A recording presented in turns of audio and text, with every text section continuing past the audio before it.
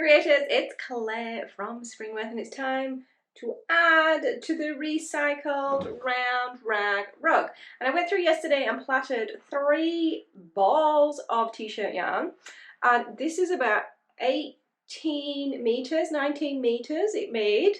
And I've got some footage of how I do the plaiting while keeping one of the strands static, so I will share that with you. And it took me about an hour and a half of solid plaiting, so it's a bit of an effort. In addition, in today's video I'm going to show you how to join the 2 ends, because there's 2 ways you could add on your next batch. So you could obviously open this up and plait it straight onto these ends, so kind of attach 3 strands and then just plait, or you can do it the way I will show you today, where we come back in and we kind of reverse plait these 2 ends together.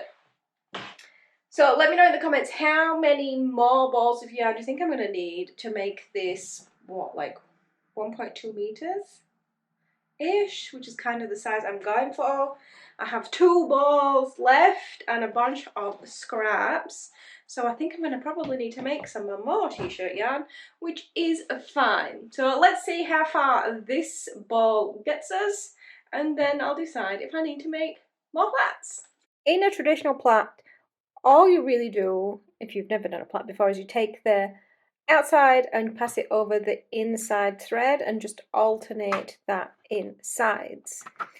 But the reason you get a neat plait is that you can keep some nice tension. Now if you're plaiting up here and you have that excess of yarn, you end up with this mess that just gets worse and worse, and then you have to try and, you know, untangle it, which is like basically double plaiting, because you're having to reverse all those strands in order to be able to continue. So you can hold that tension on here. You only really have one free working hand. So what I worked out is there is a way to do this keeping one strand kind of solid and with some nice tension on it, and just using 2 strands. Now it does still require keeping your threads a little bit taut, so I'll just wind those up. But effectively, we're just going to move the working area. So when you pass this white strand over the top of the black strand, this 3 then become our working area. So again, we'll alternate the side. We pass this one over and we have that tension. This is still our working area. So this becomes our outside thread.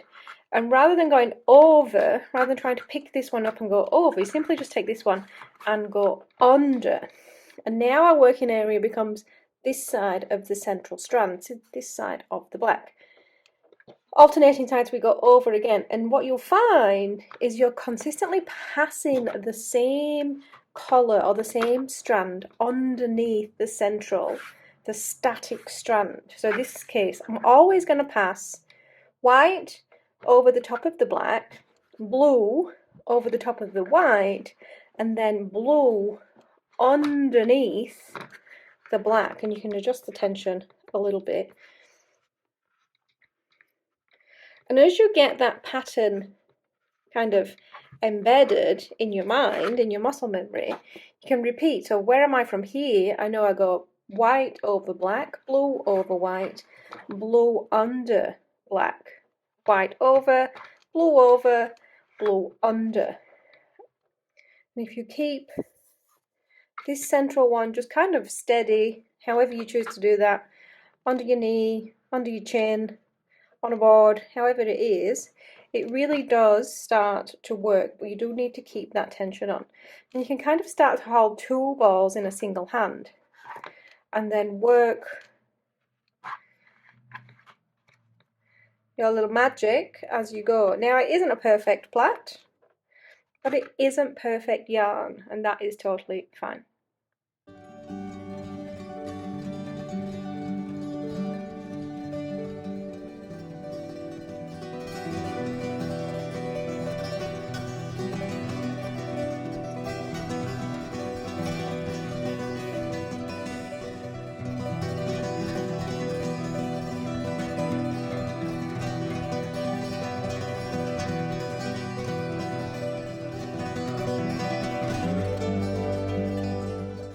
So I've got this loose new end and this already sewn end, and I'm going to show you how to merge the two. I'm going to need a couple of clips, and effectively the first thing to do is to plait all the way to the very end and then clip it so it stays.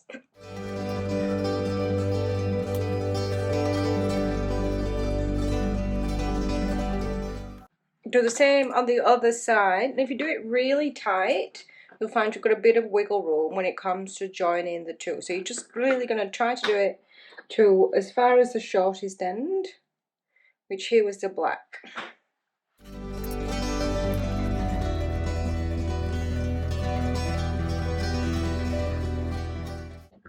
What you're going to want to do then is find the shortest on one side and the longest on the other and match up those two. Now you've got, I have all this excess,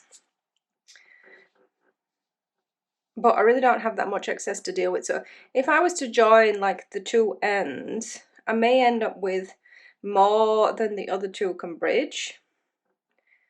So I will just actually come pretty much to where the plait is on both sides, rather than trying to kind of create this gap in the middle, so that then I can just snip off the extra ends and know that I've got a nice continuous.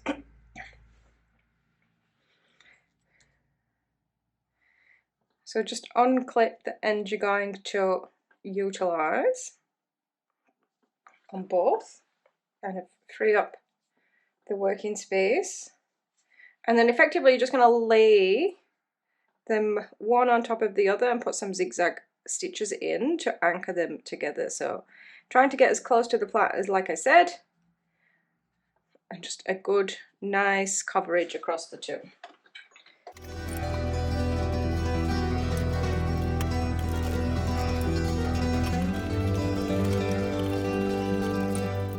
So it's just a messy, overlapping, locked in zigzag. Like nothing in this is perfect, so I'm not worried about that at all. And then just repeat that for your other two pieces. You can go ahead and snip the excess on the ones you've already worked with, just to give you a nice clean space. And then you can obviously plait down if your strips allow you to just go that little bit further. Try not to unravel as you go. And just remember, you don't want to join them with the ends together. Like you want them to be a continuous so that they overlap and the ends go in different directions. So we've got one end going this way and one end going that way, so that they join in the middle.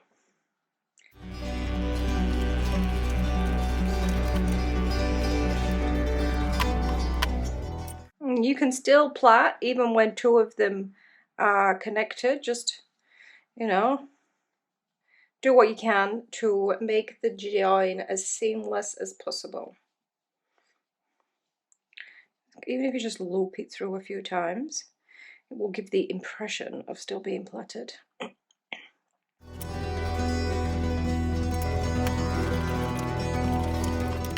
then you're just gonna kind of tuck and twist, make that as neat as you can, as neat as you would like it, as even. And you can then just come in and just put a couple of stitches through that length, just to secure everything down.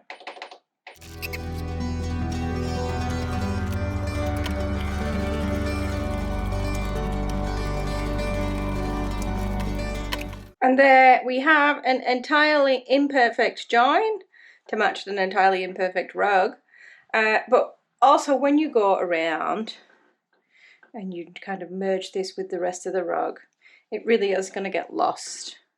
Like you're not really going to notice that that's where it is. It's here. Like, can you even differentiate? So I will go ahead, sew the rest of this 18, 19 meters onto the rug, and we'll see how big it becomes. Currently it is 13 inches. So what's that, 40 centimeters? Off we go.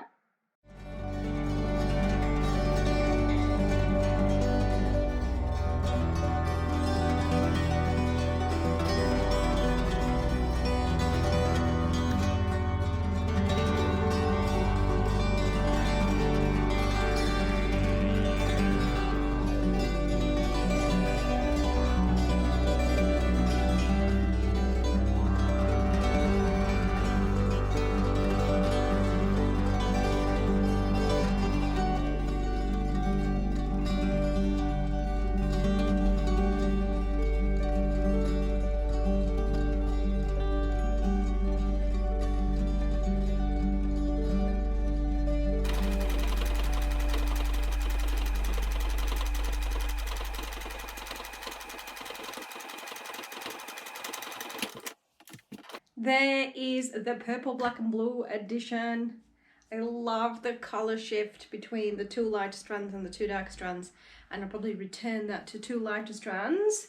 But it is not enormous. Obviously the bigger you get, the further you have to go around. So the next section would be thinner again.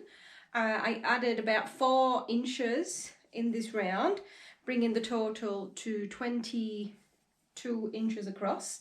So still a fair way to go. But yeah, we'll have to stay tuned for the next edition to see what colour I add, because I only have a blue and a white ball made up. So it is back to making more recycled t-shirt yarn for me.